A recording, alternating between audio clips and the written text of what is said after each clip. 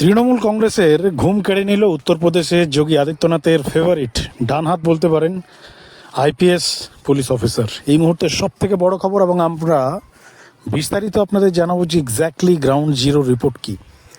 গতকাল আপনারা দেখেছেন ডায়মন্ড হারবার, দক্ষিণ চব্বিশ পরগনা, ভাইপো অর্থাৎ মুখ্যমন্ত্রীর ফিউচার তৃণমূল কংগ্রেসের আপকামিং মুখ্যমন্ত্রী তৃণমূল কংগ্রেসের অভিষেক বন্দ্যোপাধ্যায়ের যে গড়, অভিষেক বন্দ্যোপাধ্যায়ের যে এরিয়া, তার যে লোকসভা ক্ষেত্র, বুঝতেই পারছেন, সেখানে দাপটের সঙ্গে যেভাবে ঝড়ো ইনিংস গতকাল খেলেছেন, ঘুম উড়ে গেছে রাজ্যের শাসক দল তৃণমূল কংগ্রেসের। আপনারা হয়তো নোটিস করেছেন, যারা মোটামুটি টেলিভিশন বা ইন্টারনেটের সাথে আপডেটেড আছেন, দেখবেন গতকাল থেকেই এই ইউপির যিনি আইপিএস অফিসার রয়েছেন তার বিরুদ্ধে একাধিক স্টেটমেন্ট তৃণমূল কংগ্রেসের পক্ষ থেকে ধীরে ধীরে আসছে। গতকাল তৃণমূল কংগ্রেসের পক্ষ থেকে প্রেস কনফারেন্স করা হয়েছে এবং টোটাল টার্গেটটা করা হচ্ছে এবার ব্যক্তিকেন্দ্রিক টার্গেট করা হচ্ছে। আজকে মহুয়া মিত্র তিনিও একটা ভিডিও পোস্ট করেছেন, সেখানে সেই পুলিশ অফিসার কিছু ডান্স গার্লদের সাথে ডান্সের একটা ভিডিও, যদিও সেই ভিডিও সত্যতা কেউ যাচাই করেনি, কারণ এখন এআইয়ের যুগ, যে কোনো মুহূর্তে যে কোনো ভিডিও ক্রিয়েট হয়ে যেতে পারে।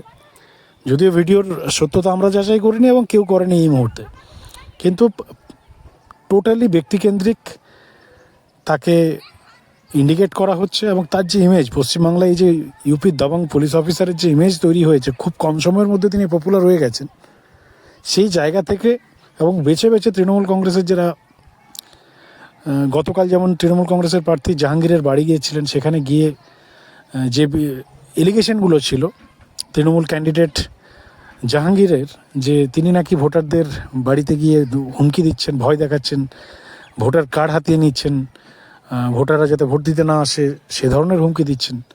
তো এই ধমক চমক যেগুলো দেওয়া হচ্ছে, যে ত্রাস তৈরি করার চেষ্টা করা হচ্ছে, সেটারই কাউন্টার করার জন্য তিনি গেছিলেন, যদিও বাড়িতে পায়নি তাকে। একটা থ্রেট দিয়ে এসছেন, একটা লাস্ট আলটিমেটাম দিয়ে এসছেন দাবাং পুলিশ অফিসার। কিন্তু এই মুহূর্তে যা খবর বন্ধুরা, টোটালি ঘুম উড়ে গেছে রাজ্যের শাসক দলের। আপনাদের কি অপিনিয়ন এই বিষয় নিয়ে অবশ্যই লিখে জানাবেন। তৃণমূলের পক্ষ থেকে তো এটা বলা হয়েছে যে ভোটের পরেই নাকি তারা এফআইআর করবেন সেই পুলিশ অফিসারের বিরুদ্ধে। এটাও বলা হয়েছে যে আপনি তো চলে যাবেন ইউপি, কিন্তু আমরা এফআইআর করবো এবং আপনাকে এখানের কোর্টে তুলব। একাধিক পাল্টা থ্রেড দেওয়া হচ্ছে। তো এই সমস্ত বিষয়ে আপনাদের কি প্রতিক্রিয়া বন্ধুরা লিখে